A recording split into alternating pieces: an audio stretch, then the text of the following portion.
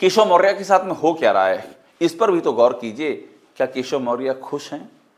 क्या जो केशव मौर्य का कद रहा है, पिछड़े समाज से आने वाले एक नेता हैं जिनका कि आज की तारीख में उनका यूपी में जब आप नाम लेते हैं कि कुछ बड़े नेताओं से बात करनी बीजेपी के, तो केशव मौर्य का नाम कोई इग्नोर कर ही नहीं सकता है। तब जबकि योगी आदित्यनाथ के शासनकाल में उनको वरीयता लगातार नहीं मिल रही है, उनके पास अधिकार नहीं है, पावर नहीं है, और वो जिस पद के दावेदार थे उस पद से वो दूर दूर तक कहीं उसके करीब नजर नहीं आते हैं। इस सब के बाद भी केशव मौर्य ने अपना एक प्रोफाइल बना रखा है। लेकिन इस प्रोफाइल का नतीजा क्या है?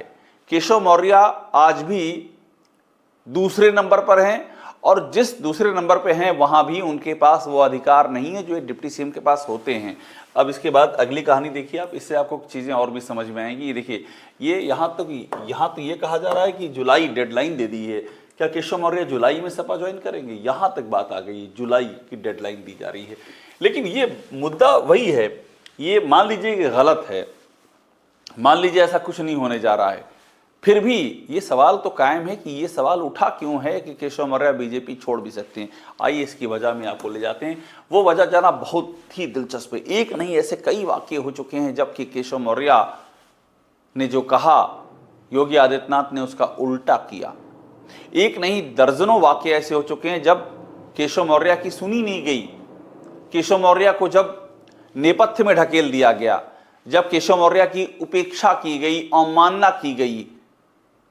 अपनी पार्टी का एक ऐसा नेता जिसने आपको 2017 का चुनाव थाली में जिता करके दिया है, उसके साथ ये सलूक आप करेंगे और कंटिन्यू करेंगे। और जिसको आपने नेता बना रखा है योगी आदित्यनाथ, उनके ऊपर चस्पा ही आरोप किए हुए जात विशेष की राजनीति करते हैं।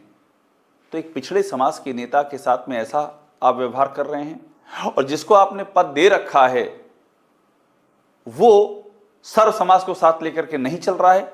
इसके एक नहीं दर्जनों सबूत दर्जनों बार सामने आ रहे हैं।